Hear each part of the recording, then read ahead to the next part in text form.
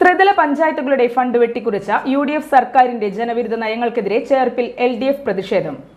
LDF panchayat കമ്മിറ്റിയുടെ നേതൃത്വത്തിൽ ചേർപ്പ് ഗ്രാമപഞ്ചായത്ത് ഓഫീസിലേക്ക് മാർച്ചും ധർണയും നടത്തി.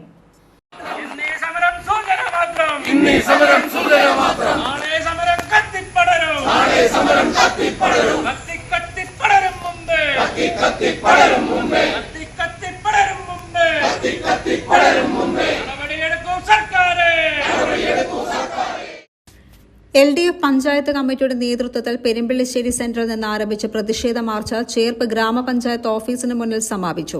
തുടർന്ന് നടന്ന ധർണ CPI സംസ്ഥാന കൌൺസിൽ അംഗവും ജില്ലാ അസിസ്റ്റന്റ് സെക്രട്ടറിയുമായ അഡ്വക്കേറ്റ് TR രമേഷ് കുമാർ ഉദ്ഘാടനം ചെയ്തു.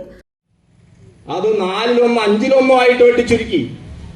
LDF സർക്കാർ നൽകിയിരുന്ന 692 കോടി പ്ലാൻ ഫണ്ടിൽ നിന്ന് 112 ആയിട്ട് മാറുന്നു എന്ന് പറയുമ്പോൾ അതിഭീമമായ വ്യത്യാസമാണ് പഞ്ചായത്തുകൾക്ക് നൽകുന്ന പ്ലാൻ ഫണ്ടിൽ ഉണ്ടായിട്ടുള്ളത്.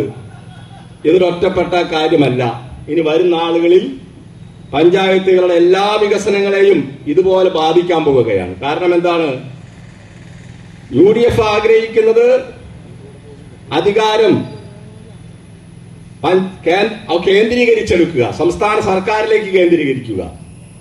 അങ്ങനെ കേന്ദ്രീകരിച്ച അധികാരത്തിന്റെ മറവിൽ സംസ്ഥാനത്തിന്റെ മേഖലകൾ മുഴുവൻ സ്വകാര്യ മുതലാളിമാർക്ക് വിൽക്കുക. സർക്കാർ സംവിധാനങ്ങൾ ഉപയോഗപ്പെടുത്തുന്നില്ല. ഇപ്പൊ കേരളത്തിൽ ഒരു പ്രളയ സമാനമായ സാഹചര്യം ഉണ്ടായപ്പോൾ UDF എന്താ ചെയ്യുന്നത്? LDF എന്താ ചെയ്തുകൊണ്ടിരുന്നത്? LDF തിരുവനന്തപുരത്ത് അതിന് പ്രത്യേകമായ വാർ റൂം ആരംഭിച്ചു, പ്രത്യേകമായ സംവിധാനം ആരംഭിച്ചു. ദിവസവും കേരളത്തിലെ മുഖ്യമന്ത്രി ജനങ്ങളോട് സംസാരിച്ചു.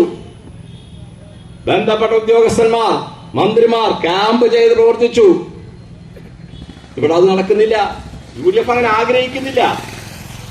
അതൊക്കെ ഉദ്യോഗസ്ഥന്മാർ ചെയ്തോളും, സർക്കാരിന് അതിൽ പ്രത്യേകിച്ചൊന്നും ചെയ്യാനില്ല എന്നാണ് അവർ ചിന്തിക്കുന്നത്. അഡ്വക്കേറ്റ് സന്തോഷ് കുമാർ അധ്യക്ഷനായി.